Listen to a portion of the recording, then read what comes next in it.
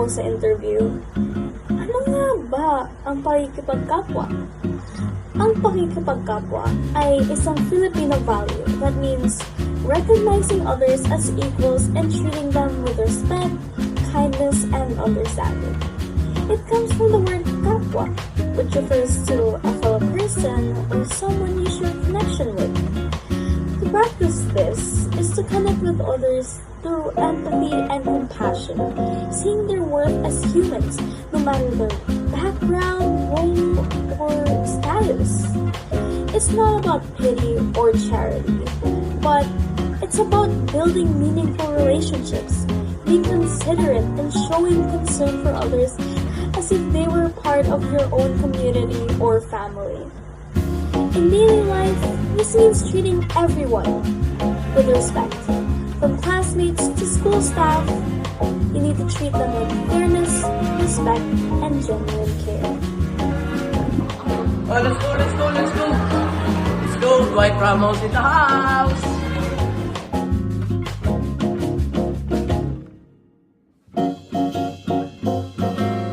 Okay, hello guys. Today we are gonna go to maintenance and ask them about their life. Ano yung tanong? Paano po nakakatulong ang pakikipagkapwa sa mas maayos na pagtutulungan ninyo bilang maintenance team po? Siyempre, sa mga taong nakakaharap ko, kung maganda mga ugali nila, maganda rin ang aking pakikitungo. Ngayon, siyempre, makikisama ka at kung ano yung ugali ko, dapat anuhan din nila. Gawin ng... kung ano yung ugali ko, tsaka ugali nyo, para magkaayos, magkakampi, parang ganun. Wala na. Ano po?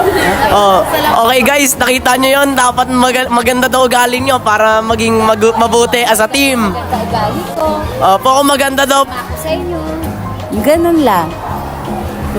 Thank you po ate. Ito po ang chicken joy nyo po. O yan? Opo, wag na po kami ya. Isigaw nyo lang. Di ako mapreno kahit anong pwesto. We start at the same time kasi Jaya. Oh, let's go, let's go.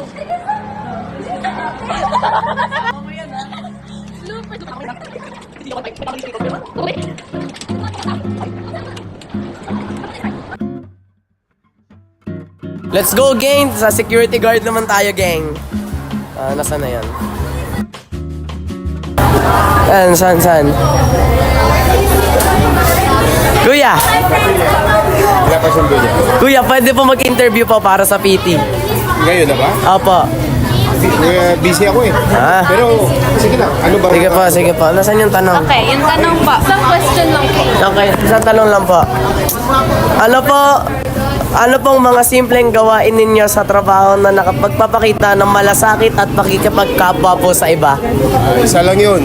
Gate pass. Kailangan yung lumabas, kailangan may gate pass. Pag walang gate pass, hindi pwede lumabas. Kasi kung anong mangyari sa inyo sa labas, sa akin yun mabagsak. Guys, kaya wag kayo pasaway, tsaka lagi nyo sundin si Kuya Guard. Hindi po ako yun. Nung grade 5 lang po ako. Maraming salamat po kuya. Ito po, One Piece Chicken Joy po para sa inyo. Thank you po kuya. Guys, ang nalaman ko dito habang ginagawa ko to, kay ate na maintenance, na lagi tayo maging mabait at lagi tayo maging malasakit para tayo ay mas mabuti magkikipagkapwa sa isa't isa. Kay Kuya Guard naman, huwag maging pasaway at lagi sumunod sa kanya dahil para hindi na tayo mapahamak para sa iba. Maraming salamat po. Dwight Ramos out.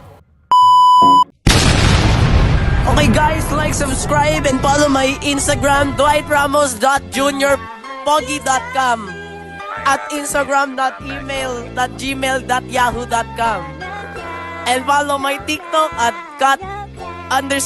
@Dwight Ramos, Joshua Garcia, Donnie Pangilinan, ako ay Pogi, 1, 2, 3. Maraming salamat sa inyong lahat.